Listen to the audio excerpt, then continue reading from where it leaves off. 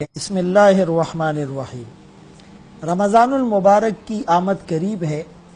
استقبال رمضان، جتنا بڑے پروفائل والا مہمان ہوتا ہے اس کو وارم ویلکم کیا جاتا ہے، اس کا استقبال، اس کو مرحبا کہنا، اس کو خوش آمدید کہنا، یہ ذرا اسپیشل ہوتا ہے۔ اور یہ رمضان وہ مہمان ہے جو قرآن کو لے کر آ رہا ہے، نزول قرآن کا مہینہ ہے۔ شہر رمضان الذی انزل فیہ القرآن، اور نازل کرنے والا بھی رحمان، الرحمن علم القرآن خلق الانسان علمہ البیان۔ تو جیسے کسی بڑے مہمان کی آمد پر استقبال اور تیاریاں پہلے سے شروع ہو جاتی ہیں، گھر کو ڈیکوریٹ کرتے ہیں، اس کو سجاتے ہیں، تزئین اور آرائش ہوتی ہیں، پردے لگتے ہیں، قالین اور کارپیٹ بچھائے جاتے ہیں، صوفہ سیٹ اور فرنیچر لایا جاتا ہے، ایون کہ گلی کو صاف کیا جاتا ہے، کھانے پکانے کا مینیو پہلے ڈسکس ہوتا ہے، اور چیزیں پہلے سے ترتیب سے رکھی جاتی ہیں، اور اس کو ویلکم کرنے کا اور رخصت کرنے کا پورا ایک پلان بنایا جاتا ہے۔ تو اس سے قیمتی مہمان کون ہوگا؟ اس سے بڑا مہمان کون ہوگا؟ یہی رمضان یعنی اس کے روزے اور یہی قرآن، یہ تو سفارش کریں گے، اور ان کی سفارش تو ویلڈ اور قابل قبول ہوگی۔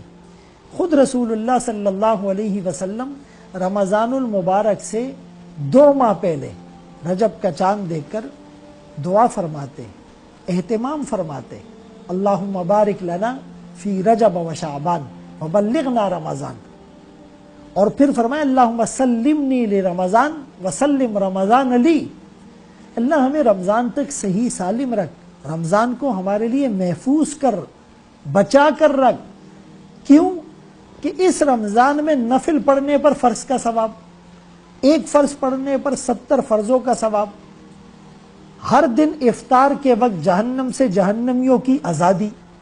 مومن کے لیے رمضان کے ہر دن میں 2 خوشیاں، ایک افطار کی اور ایک اللہ سے ملاقات کی، پھر تراویح میں قرآن، اور پھر رمضان میں یہ جو بھوک پیاس برداشت کرتا ہے تو فرمائے اس کے بدلے میں خود اللہ کا مل جانا، اور ان رمضان المبارک کے روزہ رکھنے والے روزہ داروں کا باب الریان دروازے سے داخل ہونا، اور پھر پہلا عشرہ رحمت، دوسرا مغفرت اور تیسرا عتق من النار ہونا، اور آخری عشرے میں اعتکاف کی سعادت کا مل جانا، اور آخری عشرے کی طاق راتوں میں لیلۃ القدر کو، قدر والی رات کو تلاش کرنا، جس میں فرشتوں کا نزول وہ عشاء سے طلوع فجر تک ہوتا رہتا ہے۔